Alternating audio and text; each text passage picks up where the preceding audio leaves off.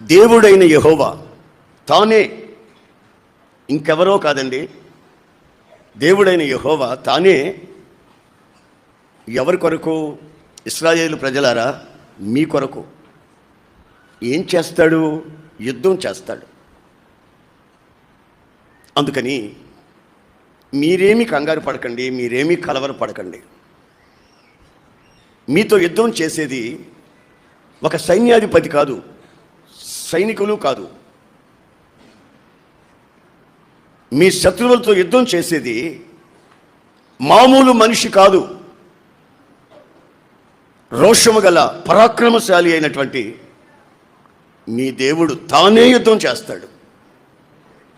యుద్ధము అన్నప్పుడు దేవుడు మనపక్షంగా యుద్ధం చేస్తాడు అని వాక్య భాగాన్ని చదువుతున్నప్పుడు మన వ్యక్తిగత జీవితాలలో ఎన్నెన్నో రకాల యుద్ధాలు, శత్రువులు మన మీద యుద్ధం చేస్తారు.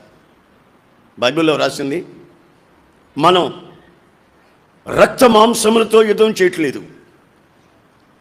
మనం యుద్ధం చేసేది ఎవరితోనంటే ఆకాశ మండలంలో సంచరిస్తున్న దురాత్మల సమూహాలతో యుద్ధం చేస్తున్నాం.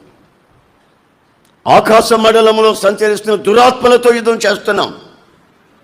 మన యుద్ధం శరీర సంబంధమైన యుద్ధం కాదు, మామూలుగా యుద్ధాలలో వాడుకునే ఆయుధాలు కాదు, మనం వాడే ఆయుధాలు.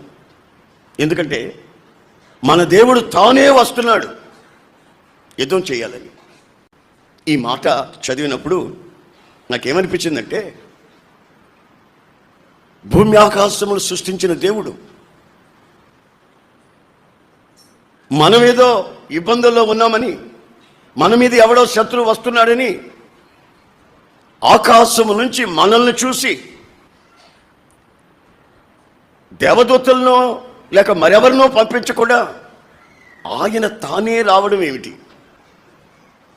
అప్పుడు మన యొక్క వ్యక్తిత్వం ఏమిటి? మనల్ని ఆయన ఎలా ప్రేమించాడు? మనలో ఉన్నటువంటి గుర్తింపు ఏమిటి అని కొంచెం ఆలోచించినప్పుడు మనల్ని ఆయన సాధారణమైన మనుషుల్లాగా భావించట్లేదు.